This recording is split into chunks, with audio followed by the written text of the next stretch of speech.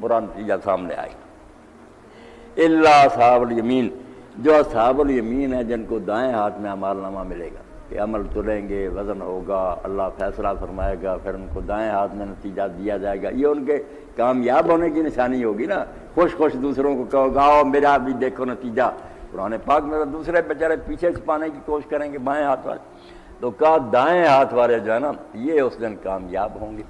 بالکل صحیح نتیجہ سامنے آئے گا۔ دو ٹوک تمہارا یہ گرہ دور ہو جائے گا کہ نیکی بدی کا یار کوئی ایک نتیجہ نہیں نکلتا، نکلے گا، نیکی کا نیک ہی نکلے گا، بدی کا بد ہی نکلے گا، مگر اس کے لیے ایک وقت مقرر ہے۔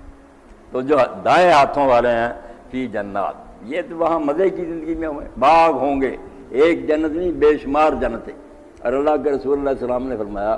کہ جنتیں 100 ہیں، اور ہر جنت جو ہے نا دوسری سے اتنے فاصلے پر ہے جتنی دور زمین سے آسمان دور ہے۔ یہاں جنت ہے، آسمان جتنی دور دوسری جنت ہے، اس سے اوپر اگلی سٹوری ہے 100، اور سب سے آخری منزل فردوس ہے،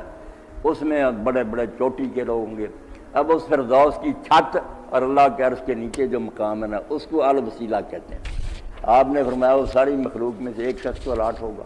مجھے امید ہے اللہ کی رحمت سے کہ وہ میں ہی ہوں، مگر تم میرے لیے دعا کر دینا۔ اسی لیے ہم اذان کے بعد کہتے ہیں آت محمد الوسیلہ، ساری کائنات سے اعلیٰ اور برتر مقام۔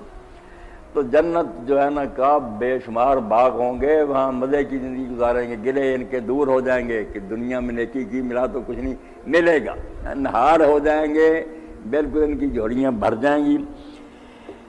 یتسارون عن المجرمین، اور یہ جب جنت میں بیٹھ جائیں گے ادھر کئی ساتھی دوزخ میں چلے جائیں گے، پھر یاد تو آئیں گے نا کہ بھئی ہمارے ساتھی ہوا کرتے تھے، وہ کام سورہ صافات میں لمبی چوڑی پھر بات آتی ہے کہ وہ باتیں کرتے کرتے نا پھر دوزخ کی طرف دیکھیں گے تو اتنی اس زمانہ میں اور وہاں نظر تیز ہوگی، ایسے حالات نصب ہوں گے جیسے ہمارے یہاں یہ کہ ہم اتنے فاصلوں سے دیکھ رہے ہیں ٹی وی پر سب کچھ، تو نظر آ جائے گا دوزخ کے درمیان ساتھی، تو پھر کہے گا یار تو مجھے بھی لے ڈوبا تھا، تو مجھے کہتا ہوا تھا کہ تم مانتے ہو کہ مرنے کے بعد زندہ ہونا، بیوقوف ہو، مرنے کے بعد کیوں زندہ ہوگے جب ہم مٹی ہو، تو یہ باتیں مجھے بتایا کرتا تھا، آج بتا کہ میرا عقیدہ سچا نکلا یا دوسرا۔ پھر وہ بیچارے کہیں گے ہمارے لیے کوئی پانی ڈالو، کوئی چیز، انہوں نے کہا تمہارے لیے تو حرام ہے۔ تو اللہ تعالیٰ فرماتا ہے پھر یہ جنتی آپس میں بیٹھے مجرموں کے بارے میں باتیں کریں گے کہ فلاں ہوتا تھا یار لیڈر عالم، یا دو لوگ وہ کہتے تھے قیامت کوئی نہیں،